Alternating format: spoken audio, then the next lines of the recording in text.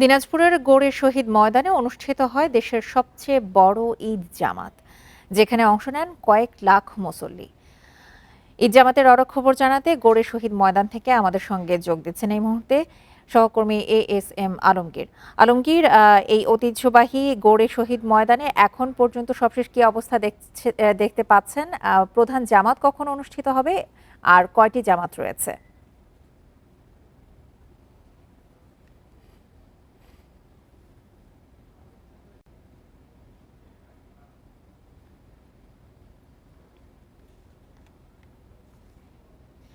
আলমগীর, আপনি কি শুনতে পাচ্ছেন?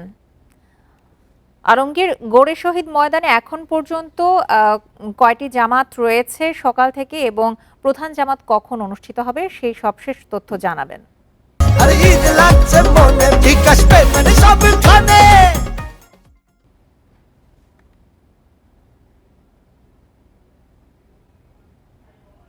আমরা যারা সবচেয়ে যেখানে যে অবস্থায় আমরা কুরবানি করব, আমাদের একটি জিনিস লক্ষ্য রাখতে হবে, আমাদের এই কুরবানির বর্জ্য রক্ত এইগুলো যেন আমরা পরিষ্কার পরিচ্ছন্নভাবে শুরু হবে। সেই আপনারা এখন কিন্তু মুসল্লিরা সব দলে দলে চলে এসেছে, আর কিছুক্ষণের মধ্যে কিন্তু আপনারা দেখছেন যে ধীরে ধীরে মাঠ কানায় কানায় পূর্ণ হতে চলেছে। ময়দানে ইতিমধ্যে নামাজের সকল প্রস্তুতি সম্পূর্ণ হয়েছে, আর কিছুক্ষণের মধ্যেই কিন্তু এখানে এই ঈদের নামাজটা শুরু হবে। আমাদেরকে প্রশাসন থেকে জানানো হয়েছে সকাল ঠিক 8:30 এই ঈদের নামাজ শুরু হবে। আপনারা জানেন যে দক্ষিণ এশিয়ার মধ্যে সবচেয়ে বড় যে মাঠ, ঈদের মাঠ, সেই ঈদের মাঠটি হচ্ছে দিনাজপুর গৌড়ে শহীদ মাঠ। এই গৌড়ে শহীদ মাঠে কিন্তু আসলে দীর্ঘদিন থেকেই দক্ষিণ এশিয়ার সবচেয়ে বড় ঈদের জামাত অনুষ্ঠিত হচ্ছে। সেই ধারাবাহিকতায় আজকে কিন্তু ঈদুল আজহার নামাজ, ঈদুল আজহার নামাজ কিন্তু এখানে হচ্ছে, এবং দলে দলে মুসল্লিরা এখনো চলে আসছে।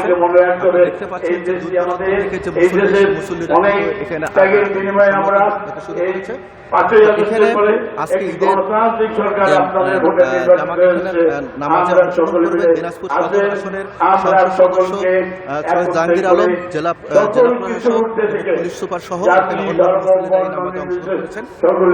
এখানে আজকে এই মসজিদে ঈদের নামাজের কিন্তু আজকে ঈদের নামাজ যেটি আছে, সেই ঈদের নামাজে কিন্তু ইমামতি করবেন মতিউর রহমান হাশেমি। আর কিছুক্ষণের মধ্যেই ঈদের নামাজ অনুষ্ঠিত হবে। দেখতে পাচ্ছেন যে ঈদের নামাজকে কেন্দ্র করে কিন্তু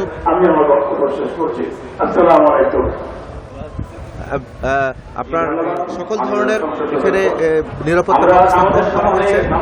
নিরাপত্তা আছে, র্যাব আছে, পুলিশ আছে। আপনারা দেখতে পাচ্ছেন যে নামাজের জন্য কিন্তু মুসল্লিরা দাঁড়িয়ে রয়েছে, আর কিছুক্ষণের মধ্যেই কিন্তু এখানে